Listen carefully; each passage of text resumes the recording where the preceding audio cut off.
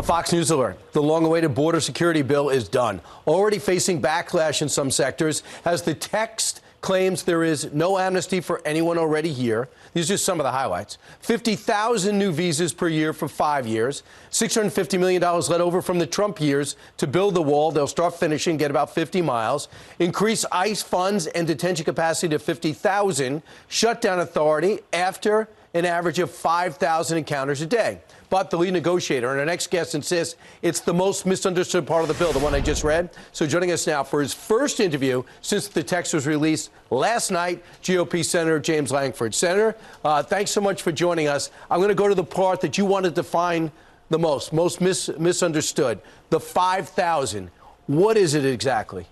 Yeah, it's really ridiculous when we go on the backside of December. What just happened when we had 10 and 12,000 people a day coming across.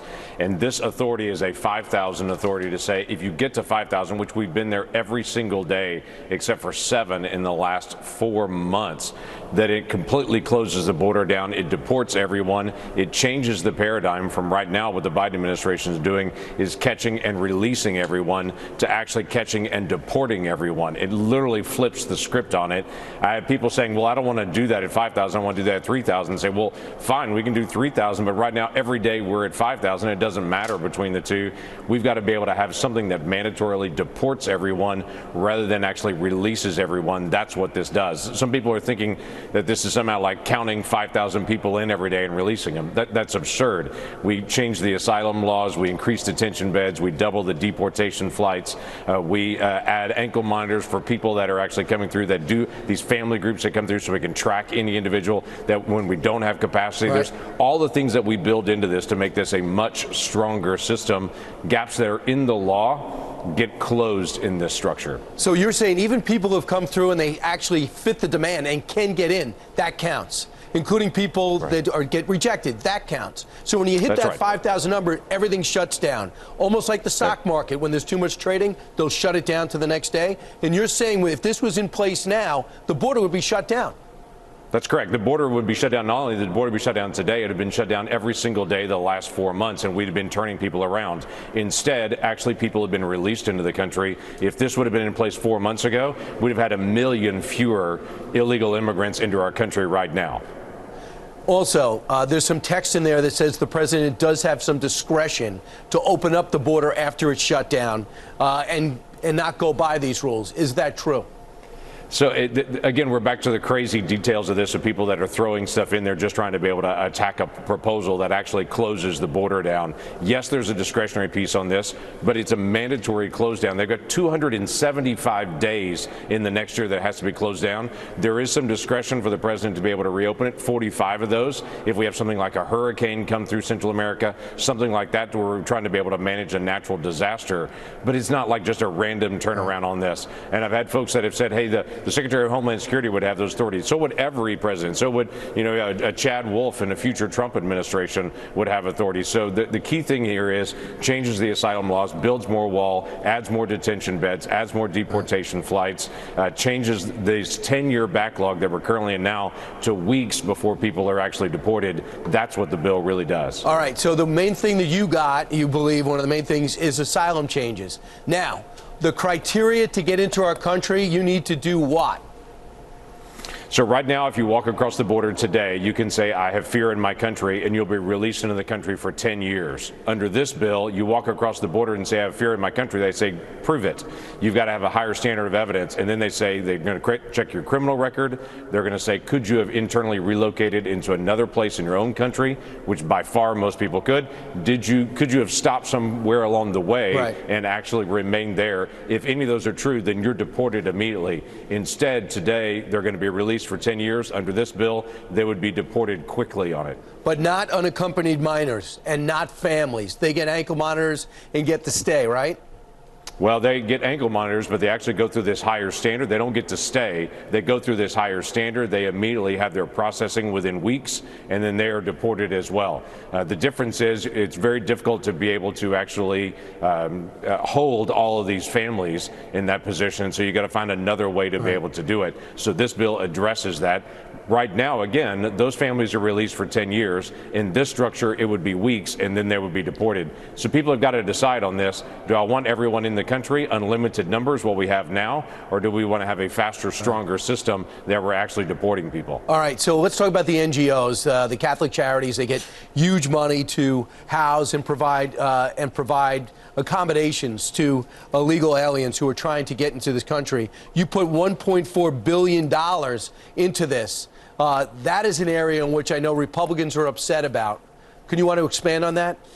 Yeah, it is interesting. I have some folks that are upset about trying to get humanitarian aid to people that are struggling on it. I get that. We want to be able to, we're Americans, we provide food and water to people and don't just leave them in the desert to be able to die. But I would also say that aid is also attached to our beds. So here's how we attach these two things together.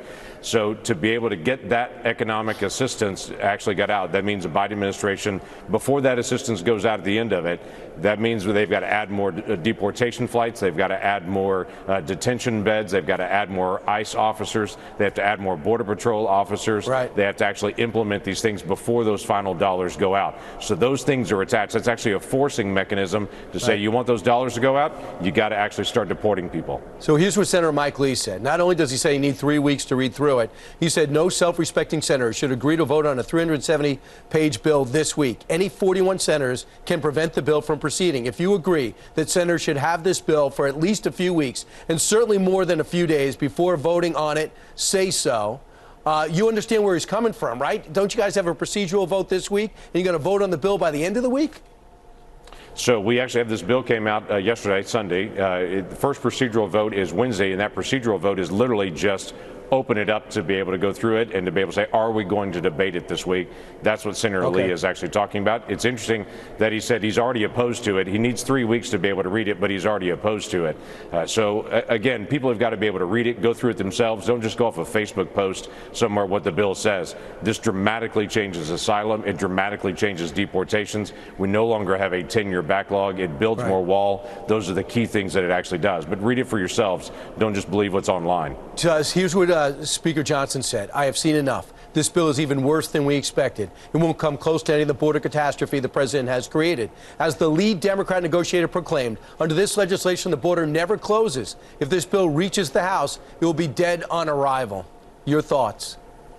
Yeah, unfortunate that he would step out and be able to say that right away before, obviously, he had had a chance to be able to read it as well and to be able to go through it. The key aspect of this, again, is are we as Republicans going to have press conferences and complain the border's bad and then intentionally leave it open? After the worst month in American history in December, now we've got to actually determine, are we going to just complain about things, or are we going to actually address and to change as many things as we can? If we have the shot, and it's amazing to me, if I go back 2 months ago and say we had the shot under a Democrat president to dramatically increase detention beds, deportation flights, lock down the border, to be able to change the asylum laws, to be able to accelerate the process, no one would have believed it. And now no one actually wants to be able to fix it and says, I don't want to even debate it. I don't want to discuss it. We have to decide as Republicans, what are we going to actually do about the border? Leave it open or actually leave it closed? Here is what Speaker Johnson said yesterday on Meet the Press. We are willing to work with the Senate. I am not disclosing that, and I've been very consistent for the 100 days that I've had the gavel. We're willing to work, but they have to be serious about it. If you only do a few of those components, you are not going to solve the problem. And Kristen, that's not a Republican talking point. That's what the sheriffs at the border, the Border Patrol agents, the deputy chief of U.S. Border Patrol, a 33-year veteran of the agency, told us. He said it's as though we're administering an open fire hydrant. He said, I don't need more buckets like the president's proposed.